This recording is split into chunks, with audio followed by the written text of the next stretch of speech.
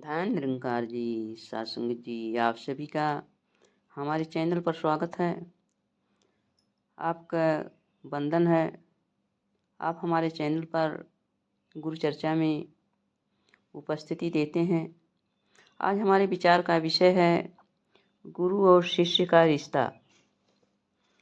सत्संग जी, हमारा आध्यात्मिक जीवन जब शुरू होता है, जब हम गुरु के चरणों में आते हैं, जैसे ही कोई व्यक्ति ईश्वर का ज्ञान प्राप्त करने की इच्छा से सद्गुरु के पावन चरणों में अपने आप को समर्पित करता है, सद्गुरु उसे प्रभु परमात्मा का ज्ञान देकर अपने शिष्य के रूप में स्वीकार कर लेते हैं।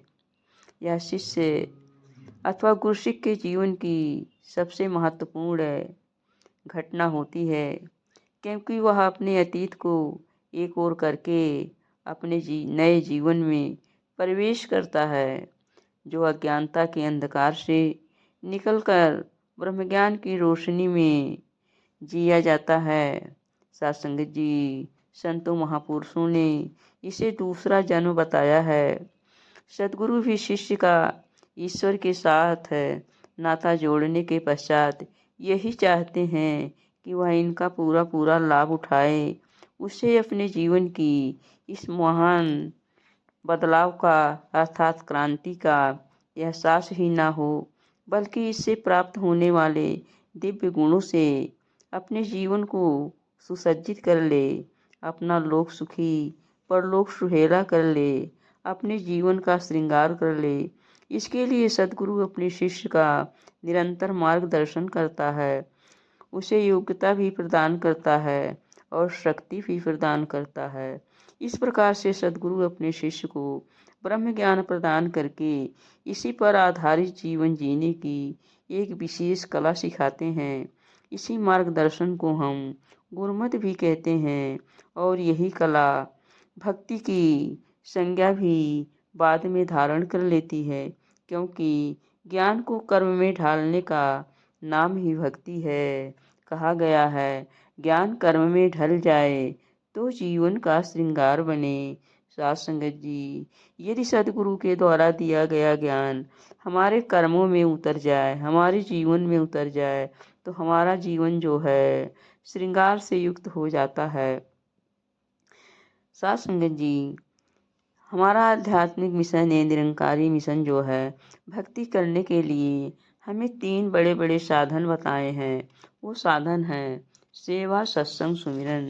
साथ संगत जी, इस सेवा सत्संग सुमिरन को यदि हम बताए अनुसार करते जाते हैं, तो साथ संगत जी, हमारी भक्ति जो है दृढ़ होती चली जाती है। साथ संगत जी, अपने दैनिक जीवन में जो भी हम कार्य करते हैं, यदि उनमें भी ज्ञान को शामिल कर लेते हैं, तो वह भी भक्ति बन जाती है। यदि हम सभी कामों में इस ज्ञान को शामिल करते हैं, तो साथ संगत जी, यही जो होता है ज्ञान कर्म का ढलना, अर्थात ज्ञान कर्म में ढल जाता है, वही फिर भक्ति बन जाता है।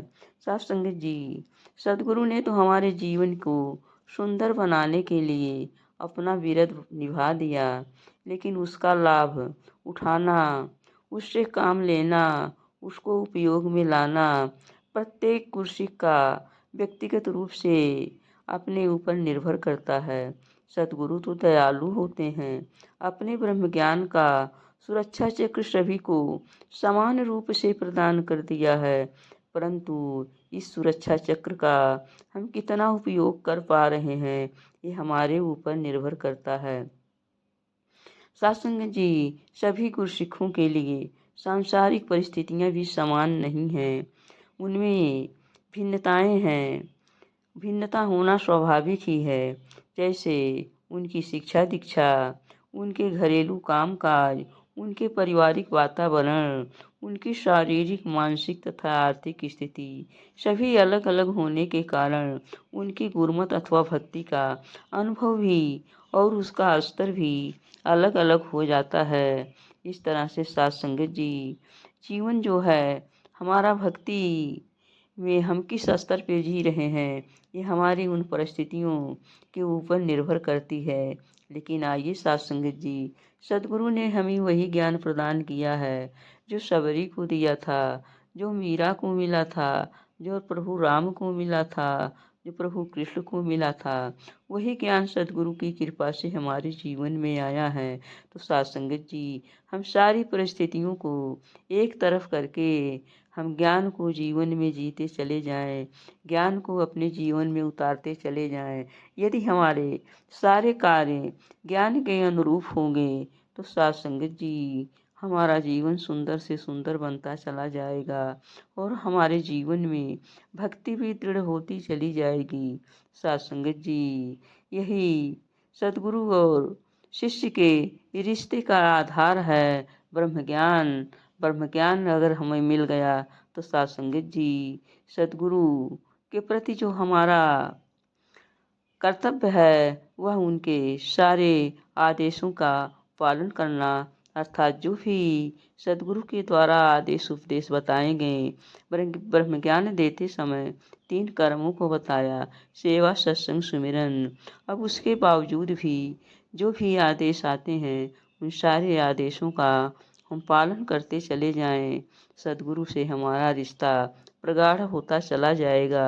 साधु संगत जी, ये रिश्ता प्रगाढ़ करने के लिए जिस तरह से संसार में सरकार के कोई भी हुक्म को बताने के लिए सरकार स्वयं नहीं आती है, उनके कारिंदे आते हैं, उनके आदमी आते हैं। उसी तरह से इस सद्गुरु के आदेशों को बताने के लिए ये संत महापुरुष ही आते हैं। तो हमें संत महापुरुषों के मुख से निकली हुई वाणी का सद्गुरु के आदेश मानना है कि सद्गुरु का यही आदेश है। इस तरह से उसमें हम किसी भी प्रकार का हील हुज्जत ना करें। इससे हमारे सद्गुरु प्रसन्न होते हैं, हमारा रिश्ता इनके प्रति गाढ़ा प्रगाढ़ होता चला जाएगा। आइए साथ संगत जी, सद्गुरु से हमारा रिश्ता बन गया है तो रिश्ता को बनाए रखने के लिए हम सद्गुरु के वचनों की पालना करें। प्यार से कहना, धन निरंकार जी।